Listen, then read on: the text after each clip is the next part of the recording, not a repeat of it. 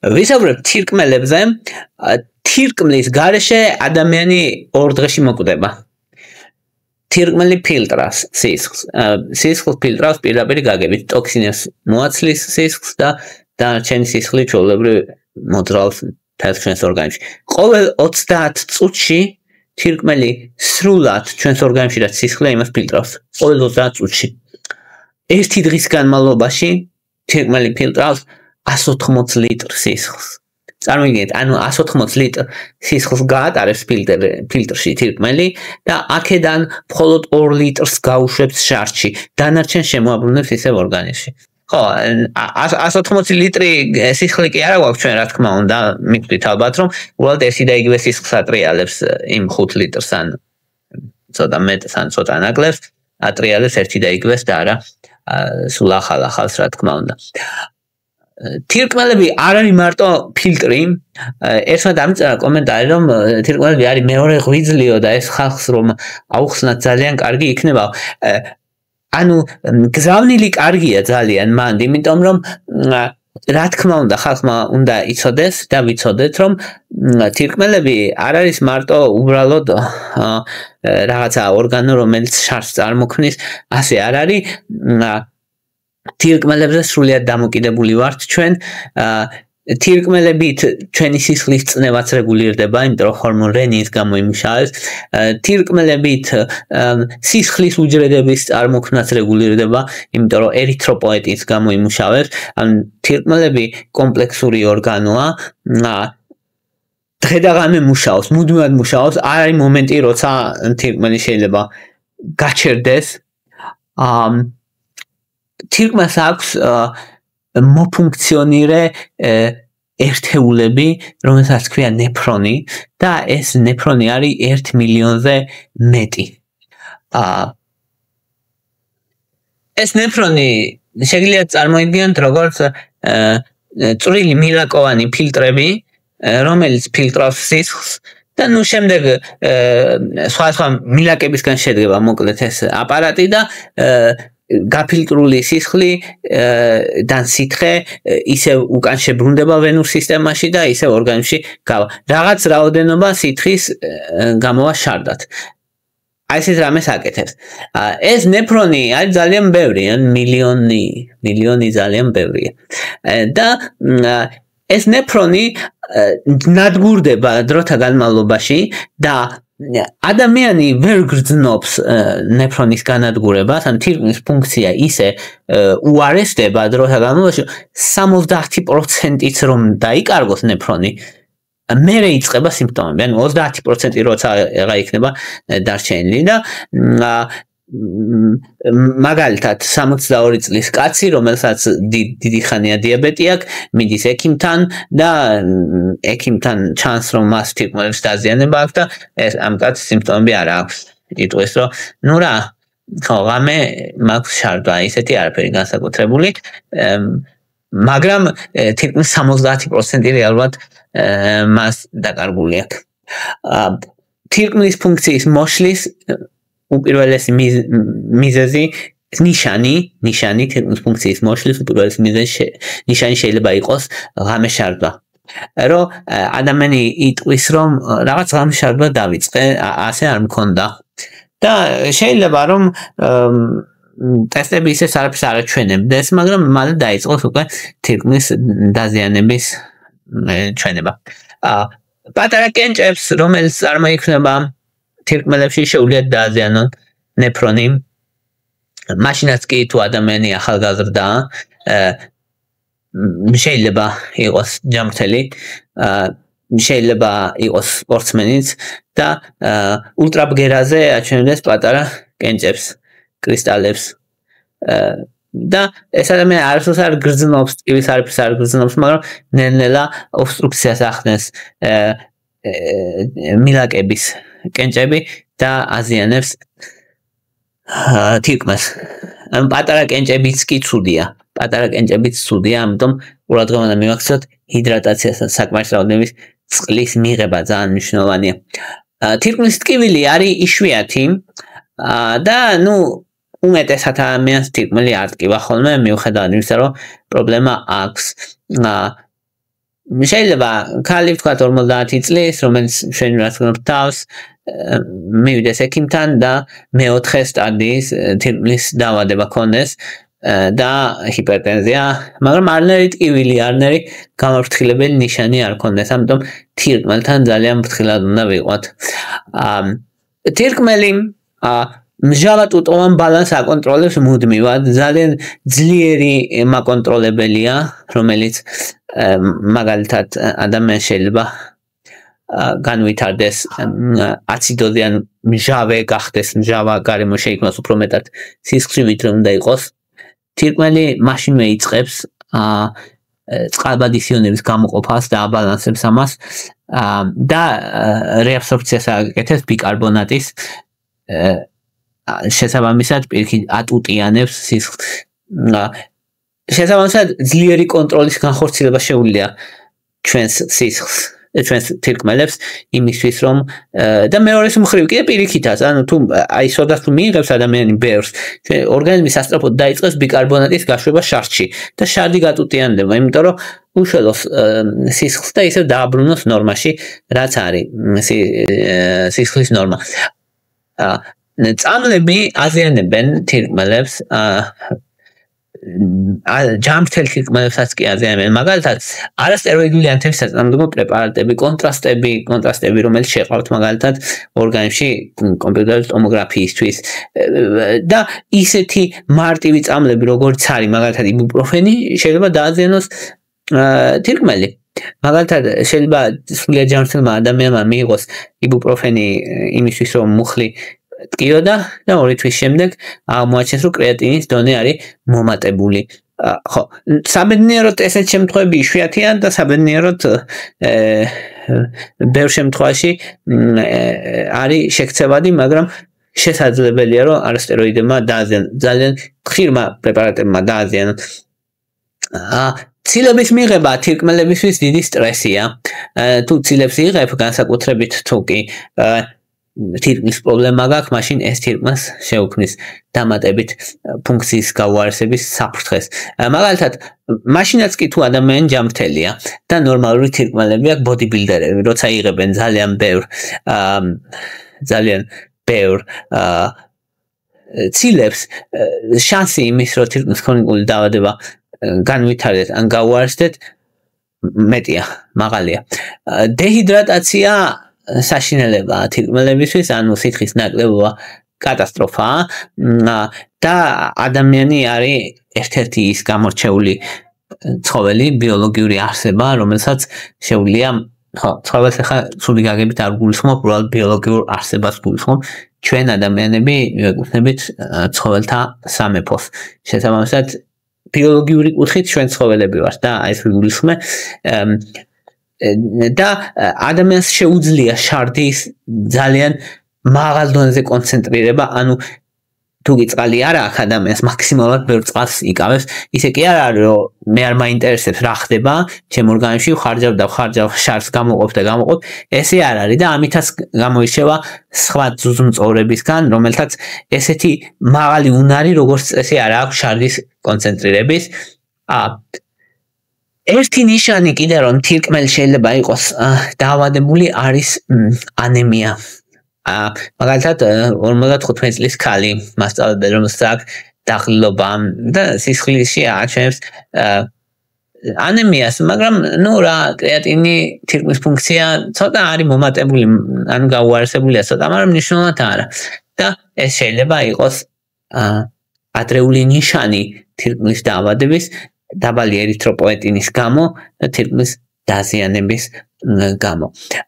ელექტროლიტურ იმბალანსი, ელექტროლიტების დარღვევა ძალიან მნიშვნელოვანია და საშიშია და თირკმელი მუდმივად ცდილობს რომ ამის ეს გამოასწოროს და ზოგჯერ არის ხოლმე რომ თუ კი თირკმელი არ მუშაობს კარგად, ელექტროლიტური დისბალანსის გამო ადამიანი შეიძლება დაიღუპოს. მაგალითად, როცა თუ კი კალიუმის დონე ძალიან მოიმატებს, ან შეიძლება გამოიწვიოს ძლიერი არითმიები და შეიძლება ადამიანი დაიღუპოს ამის გამო.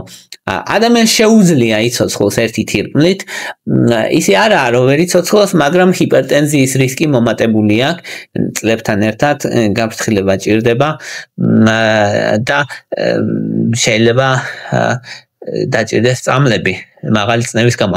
წნევა ყველა შემთხვევაში უნდა აკონტროლოს ადამიანმა. ჩუმი მიკროალბუმინურია, ანუ ცილები, პატარა ცილები შარდში ხშირად უსწრებს ხოლმე თირკმლის სერიოზულ დაავადებას, მაგალითად დიაბეტიანებს ემართებათ ხოლმე ხშირად და გამაფრთხილებელი ადრეული ნიშანია იმის, რომ თირკმლის სისხლძარღვები ჟონავენ, ცილები ჟონავენ სისხლძარღვებში და ეს წინ უსწრებს მნიშვნელოვან დაავადებას, ანუ მიკროალბუმინურია ერთ-ერთი ადრეული ნიშანია იმის, რომ ადამიანს თირკმელი უზიანდება. ტოქსინები აზიანებენ თირკმელებს, ტოქსინებიდან ეთილენგლიკოლი, მაგალითად ანტიფრიზი, ზოგიერთი სოკოები, მძიმე მეტალები და მაგალითად ადამიანმა დალია ანტიფრიზი, ხო? სუიციდის სურვილი ქონდა მაგალითად და არ მოკვდა, მაგრამ 24 საათში თირკმელები გაუჩერდა, იმიტომ რომ ანტიფრიზის ამ გლიკოლის მჟავის კრისტალებმა ტუბულები დააზიანეს და დაჭირდა ამ ადამიანს დიალიზი მთელი ცხოვრება. ამიტომ ანტიფრიზი არ დალიოთ. თირკმელში მიდის ძალიან ბევრი სისხლი. თირკმელში მიდის 20% იმ სისხლის, რასაც გული გამოტყორცნის. თირკმელში უფრო მეტი სისხლი მიდის ვიდრე ტვინში. ამდენად მნიშვნელოვანია უდიდესი მნიშვნელობა აქვს თირკმელს. თირკმელს სჭირდება გაფრთხილება. მაგალითად შოკის შემდეგ, ან როცა დიდი სისხლდენა აქვს ადამიანს, შეიძლება თირკმელი დაუზიანდეს ადამიანს, მანამ სანამ ტვინის სიმპტომები იქნება, იმიტომ რომ თირკმელს სჭირდება ძალიან ძლიერი სისხლის მიწოდება და როცა სისხლის მიწოდება წყდება, თირკმელები ერთ-ერთი პირველია, რომელიც ამის დეფიციტს, მნიშვნელოვან დეფიციტს განიცდის. თირკმელები შეიძლება დაზიანდეს ავტოიმუნური დაავადების დროს, ლუპუსი მაგალითად, სისტემური წითელი მგლურა, IgA ნეფროპათია მაგალითად, ქალი ახალგაზრდა სისტემური წითელი მგლურით მაგალითად და კაფიანის შარდი მაქვს და ბიოპსია აჩვენებს, რომ იმუნური კომპლექსები არის დაგროვილი თირკმელებში და აზიანებს თირკმელებს. ეს რა თქმა უნდა დიდი პრობლემაა. ორსულობის დროს მეტი სისხლის გაფილტრა ხდება, რა თქმა უნდა, ქალის სისხლის მოცულობა მომატებული ამ დროს და ეს ნორმა, ანუ ორსულობა განსაკუთრებული დამატებითი სტრესია თირკმლისთვის და თირკმლის ფუნქციისთვის. დიალიზი არის თირკმლის შემცველი, როცა თირკმელი არ მუშაობს, აკეთებენ დიალიზს და არის თუ არა დიალიზი სრულად ჩამნაცვლებელი ვერ არის. დიალიზს როგორც წესი იღებენ ადამიანები კვირაში 3 დღე. სისხლი იწმინდება კი და ერითროპოეტინის ინექციებია საჭირო დამატებით, იმიტომ რომ თირკმელი ერითროპოეტინსაც გამოიმუშავებს და D ვიტამინის მიღება აუცილებელი გარედან ძვლებისთვის. ერითროპოეტინი აუცილებელია იმის, რომ ადამიანს არ დაემართოს ანემია. D ვიტამინი აუცილებელია იმისთვის, რომ ადამიანს არ დაემართოს ძვლების მოტეხილობები. თირკმელებისთვის მნიშვნელოვანია ასევე ნატრიუმის ბალანსი, მუდმივად აკონტროლებს რეალურად ნატრიუმს თირკმელები, მაგრამ ყოველთვის ვერ ახერხებს საკმარის რაოდენობით გაფილტრას და თუ ადამიანს უყვარს ძალიან მარილიანები, შეიძლება მას დროთა განმავლობაში ჰიპერტენზია დაემართოს და ეს თირკმლის ბრალი არ არის.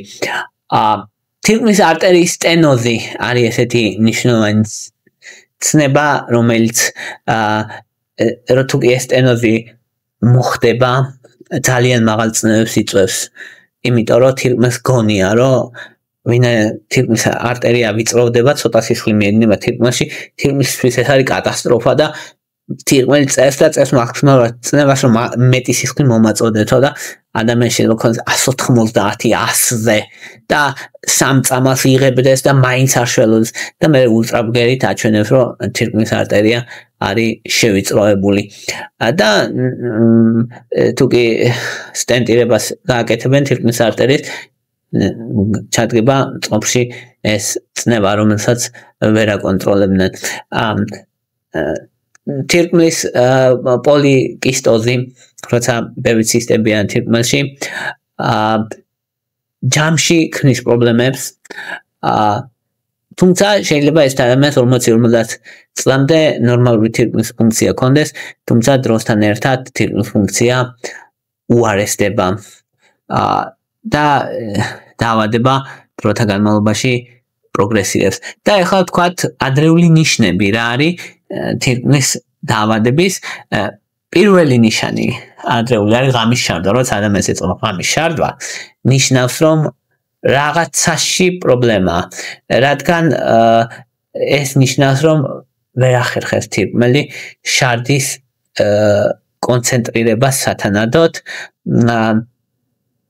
და ადამიანს უწევს რამდენჯერმე მოშარდვა ერთხელ ან მეტჯერ ნუ ასაკონებში ერთხელ მოშარდვას არ აუშავს და არ იქნება რაღაც განსაკუთრებული დარღვევად ერთზე მეტი უკვე იქნება ქაფიანი შარდი არის ასევე პრობლემა რომელიც ნიშნავს რომ ცილები ჟონავს შარდში რაც არ უნდა იყოს და ამიტომ ქაფიანი ხდება ქაფიანი შარდი ზოგჯერ არის უბრალოდ ძლიერი წნევით თუ მოშარდავს ადამიანი დიდი ხანი თუ არ მოუშარდავს ეს ქაფია და ეს ქაფი ქრება და ცილებიანი შარდი როა იქ სხვანაირ ქაფს იკეთებს ხოლმე უფრო მეტხანს რჩება და ეგ სხვანაირია თვალების გარშემო შეშუპება ასევე თირკმლის პრობლემის ნიშანია ეს ნიშნავს რომ ცილებს კარგავს ორგანიზმი თირკმლით და შედეგად შეშუპებები ვითარდება დაღლილობა და დაბალი ენერგია ერთ-ერთი მნიშვნელოვანია იმიტომ რომ თირკმელი აწარმოებს ნაკლებ ერითროპოეტინს და ნაკლები ერითროპოეტინი ანემიას იწვევს და ანემია დაღლილობას იწვევს თუ კი მაღალი წნევა ამ მკურნალობის მიუხედავად თირკმელი აუცილებლად უნდა შეამოწმოთ იმიტომ რომ თირკმლის არტერიის სტენოზი ხომ არ არის მნიშვნელოვანია მცირე შეშუპებები ფეხებში ხელებში ესეც ნიშანია იმისი რომ საკმარისად ვერ იფილტრება წყალი მარილი და გროვდება და შეშუპებებს იწვევს ეგეც შეიძლება ნიშანი იყოს თირკმლის პრობლემის. ზოგჯერ თირკმლის პრობლემა გავს წელის ტკივილს და ადამიანს ეგონავს რომ წელი ტკივა და სინამდვილეში ყრუ ტკივილი ზურგში იყოს თირკმელების გამო. ხანდახან ცისტების გამო, დიდი ცისტის ან ქვების გამო შეიძლება ან თირკმლის შეშუპების გამო შეიძლება ახასიათდეს ტკივილი, თუმცა ეს არ არის ხშირი. დილით მეტალის გემო ან ცუდი სუნი ურემიულ ფაქტორს ეძახიან, როცა პირიდან ცუდი სუნი აქვს ამ შემთხვევაში ადამიანს და როცა როცა თირკმელი ვერ ფუნქციონირებს კარგად და ურეა ნერვწყვის შემადგენლობაშია და შემდეგ ეს ურეა იშლება და მეტალის ან ამონიუმის მსგავს გემოს იძლევა და ეგ არის რომ ერთ-ერთი ნიშანი შეიძლება იყოს თირკმლის პრობლემების რომელიც თირკმლის პრობლემის სხვა ნიშნებს წინ უსწრებდეს ცუდი სუნი პირიდან მოკლედ შეიძლება თირკმლის პრობლემების ბრალი იყოს ხშირი შარდვა და ცოტა შარდვა ასევე თირკმლის პრობლემის ნიშანია, როცა თირკმელი ვერ ახერხებს შარდის სათანადოდ კონცენტრირება და ზოგადად სახის შეშუპება და დილით შეშუპება. ერთ-ერთი ნიშანია იმისი, რომ თირკმელს აქვს პრობლემები. აი ეს იყო რაც მინდოდა გამეკეთებინა თირკმლის მოკლე მიმოხილვა. მადლობა რომ მისმენთ, მადლობა რომ გაინტერესებთ. თუ გინდათ რომ ხელი შეუწყოთ ჩემი არხის განვითარებას დონაციებისთვის, აღწერაში მიდევს ანგარიშის ნომრები, ვისაც დეტალური კითხვა-პასუხები გაინტერესებთ და დონაციები ამავდროულად ამათვის Patreon-ის აღწერაში მიდევს, Patreon-ის ლინკი და ვისაც უბრალოდ გინდათ რომ არხს მხარი დაუჭეროთ, ამისთვის დალაიქეთ, გამოწერეთ, გაშიარეთ და კომენტარებით ნებისმიერი აქტივობა დაეხმარება არხის განვითარებას. მადლობა რომ მისმენთ, მადლობა რომ გაინტერესებთ.